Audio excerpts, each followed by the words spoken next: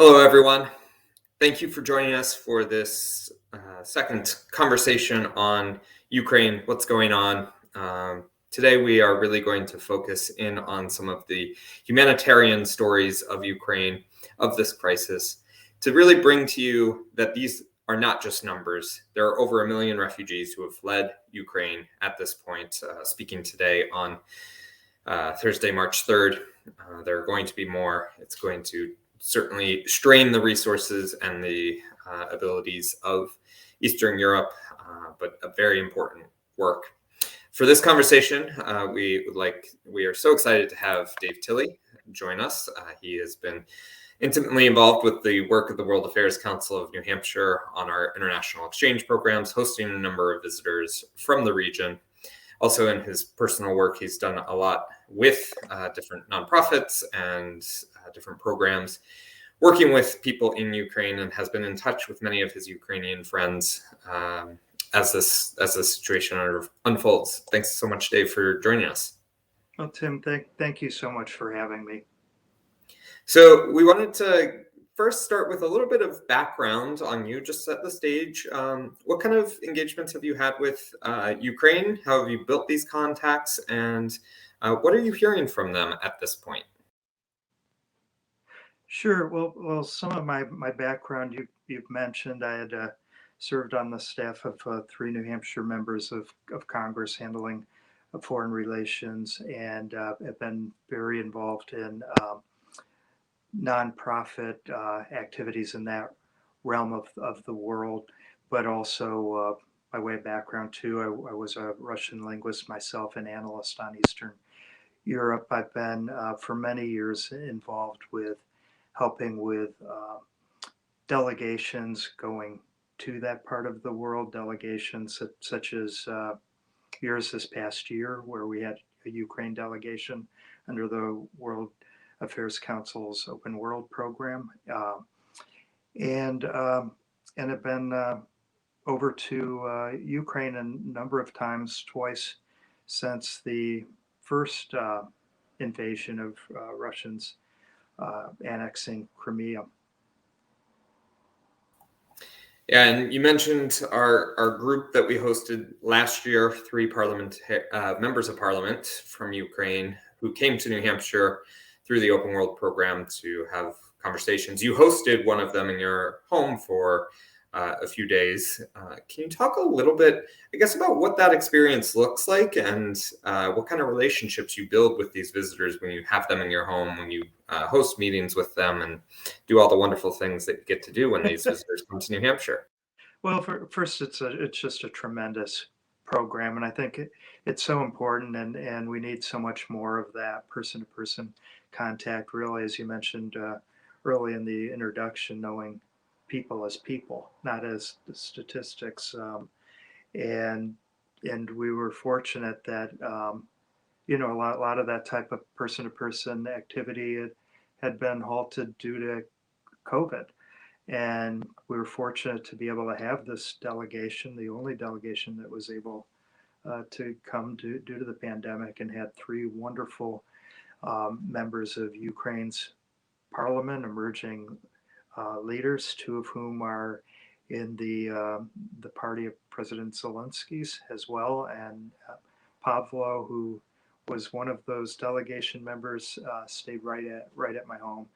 They're just tremendous people, a tremendous program, and through that, I've kept in touch with them through this conflict, and also other friends throughout the years that are right now in Ukraine, going through these incredibly difficult, awful times.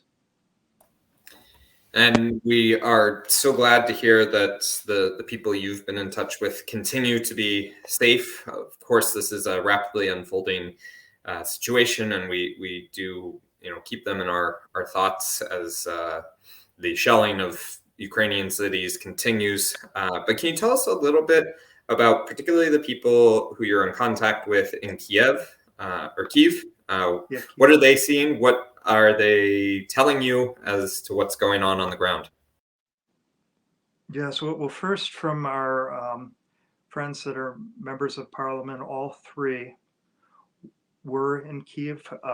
Natalia, who represents Lviv over in the western part of Ukraine, bravely with her husband made the trek back to her home city that she represents.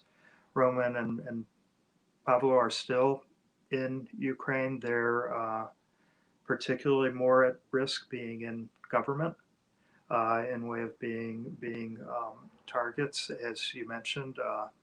Thank goodness, even as of this morning, they are all fine, and they very much appreciate people knowing around the world what's happening there, and their need of support from the world. Natalia, as I mentioned, she made the trek. Very dangerous trek. I know I've got another friend that also made a similar trek out of Kiev, and you're dealing with issues from massive traffic jams and chaos. You're under fire. I saw some of the videos of some of the explosions that they shared with me along, the way, petro gas stations that don't have gas anymore, and so it's just a very dangerous situation. Friends that I know that are in Kiev itself right now, and thank goodness all are with us. But one friend, she texted me there was a tremendous explosion. Well, two. One was an apartment that got hit, and she sent with me a photo of the apartment that got hit next to her, and then she had heard two a main line in a subway got hit that she thought could potentially cause people to lose heat, and it's right now being used for thousands of children and predominantly mothers, seniors, has a bomb shelter space, and just the stress of what they're going through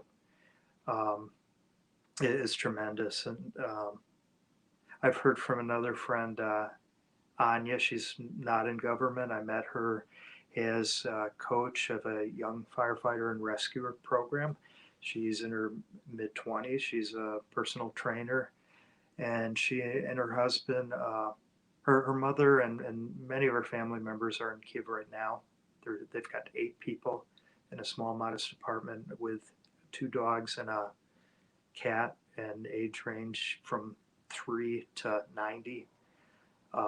All still in Kiev in an apartment, and she and her husband made the trek west to a city a little closer to the west, where they're near Slovakia. And a little bit about Anya: she is, as I mentioned, in her 20s. She is 5 months pregnant, and they moved her in an area that would be safer for her, but still a way that they could help out locally in the war effort. And she's got a tremendous story beyond that I'd be happy to share further with you, Tim. Yeah, speaking of that apartment building that got hit, Yeah. it's that apartment building that just a few days ago, I think it hit like the 8th to 12th or 16th floor.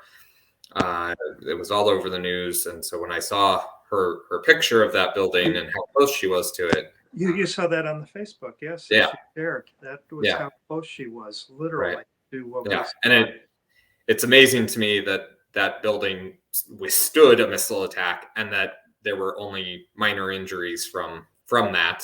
Fortunately, no deaths, but we know there are civilian casualties that are mounting in this war. So, talking about these people who are moving away, trying to leave Ukraine and move to safer areas. I know a couple of the people you've been in touch with have talked about what that experience is like. Yeah. Is it what we're seeing on the news of super long lines, of cars running out of gas, people having to get out and walk? What are you hearing, particularly in the border areas. and the threat of bombings. And Right. I know three individuals going through that. I mentioned, our friend Natalia, the member of parliament, not leaving to go over the border, but her home city that's much further west and in a safer region at the moment uh, than other parts of Ukraine. But also Anya's situation. Now she is at a site with her husband's family. I think she's relatively close to the Slovakia border. In her case, I offered. I was excited.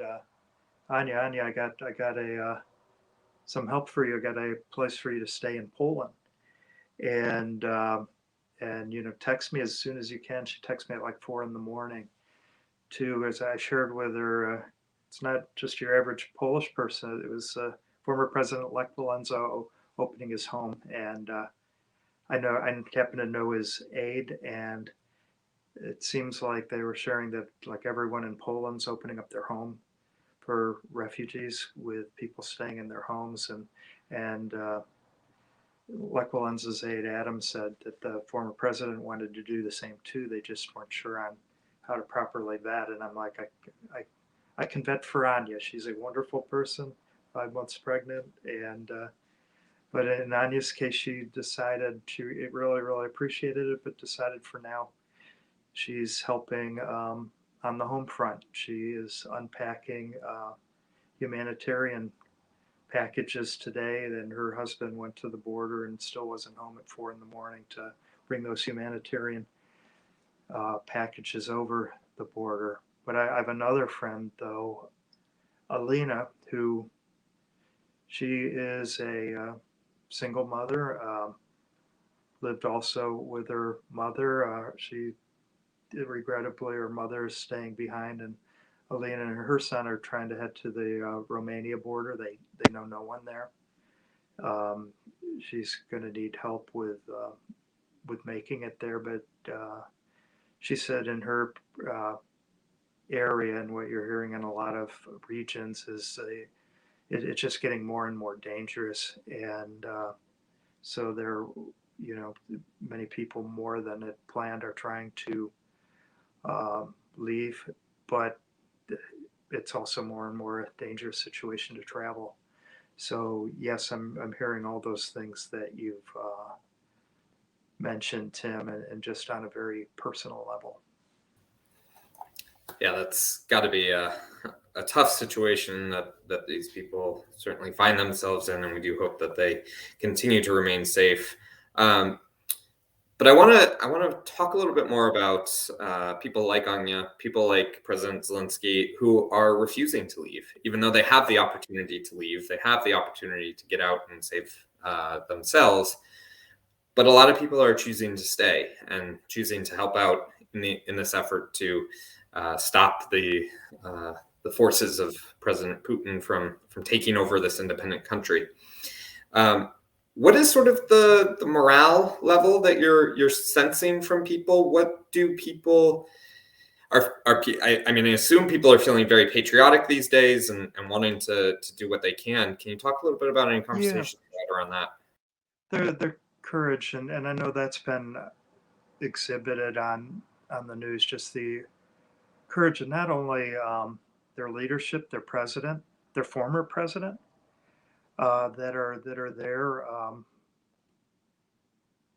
that are obviously hugely in danger, but that are there on the home front defending their country. But the courage of ordinary citizens, and their patriotism, their love of their country, of their home, not wanting to leave their home, wanting to um, defend it. But I say courage, but obviously they're very scared and very worried. Anya last night when she was texting me, and again it was nearly 4 in the morning her time. Uh, she just couldn't sleep. Her husband was going to get the humanitarian aid, and Kiev was getting bombed viciously and extensively. And so of course, she's worried about her family that's there. So very, very brave, courageous people that care deeply about their country. And my goodness, they're, like I mentioned to you earlier. I mean, their courage of ordinary citizens. It's amazing how one country's produced, in my opinion, so many superheroes. You know. Yeah, I mean, it is amazing some of the stories. You see the videos of people throwing themselves in front of tanks to Mhm. simply slow down the advance of the army.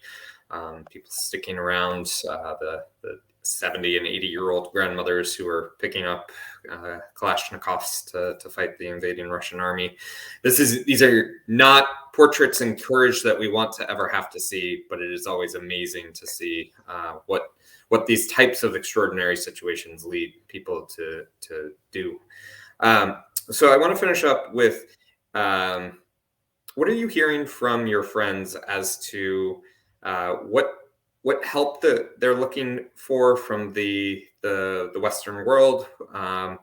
Is there still a strong interest in joining the EU as they just signed the initial agreements for that? What about NATO? Have they lost faith in the West because we haven't given enough support? Have they gained faith because they feel like we are behind them? Where are people feeling on that? I think in general, and you're seeing it and hearing it from their president. You know, they may understand our situation politically with us with them not being in NATO, but certainly in every possible way they'd like to see us um, do more to help from helping them help. And although they're just incredibly appreciative and heartwarmed by the humanitarian aid, by the military aid and support, and that they're getting. The displays, I mean, it may seem symbolic, but the global displays that we're seeing, whether it's on people's Facebook pages or on buildings throughout out the world, that really, obviously, it means the world to them. They're not alone. Uh, the world supports them. But so the bigger thing is what they're dealing with right now with the battle at hand, and any help on that the world can do to help them. But also there's many ways that ordinary citizens uh, can help them too. And we could there's a number of sites, and I know Tim you've researched that too, and you can share some of them. The Ukrainian embassy has a wealth of information too on Ukraine's uh, website as well on ways that we can all help, big and small. And the main point there is the world is small and we can all make a difference and help. Yeah, I mean, something as simple as watching an event like this, clicking on Yeah, links to read stories about what is going on, proves to the world, proves to the media that this is an important issue that people want to know more about, and helps potentially down the line as criminal cases at the ICC, the International Criminal Court, and the International Court of Justice. If those do proceed forward, having good information from respectable journalists is going to only help that process move forward and hold well, people to account for any war crimes that do or have already occurred. that's a tremendous point, Tim. And I know since our interview too, I moved into this room because it was too bright in the other room, and in the time that we've been together, it's gotten darker out. So I apologize on the lighting, but to your point, I was talking over the weekend with our great friend Ambassador George Bruno, who said to me, he's like, Dave, have you ever seen a war covered so extensively in the United States that Americans weren't directly involved in? And the answer on my end, no, I haven't. And for that matter, I don't know if the whole world hasn't, where we've just really been seeing this war and the human impact in real time. But to your point, Yeah. Well, before we lose all your light, I know, I know, I know. I'm like wanting to hit a light switch for you. yeah, 'Cause I'm like watching it get darker yeah. here. I do want to thank you for taking the time and providing some insights into what you're hearing from everyday people in Ukraine. I think telling these kind of stories really brings home the impact, the effect of war. And we do hope that this terrible, terrible war comes to an end sooner rather than later, that as many lives can be saved. And we appreciate people who, like yourself, who are doing a lot to try and tell those stories and make this a real issue for the world to continue to grapple with. So thank you so much for your time, Dave. Well, thank you, Tim, and we're all praying for them. Thank you. Thank you, everyone, for joining us for this second conversation. As this continues to evolve, we may bring more of these conversations to you. We hope to have a resolution to this war soon, but I'm not sure that will certainly be the case. But thank you so much for taking the time and showing your interest. We really appreciate it. Once again, my name is Tim Horgan. I'm the Executive Director of the World Affairs Council of New Hampshire, and we really appreciate your support and interest.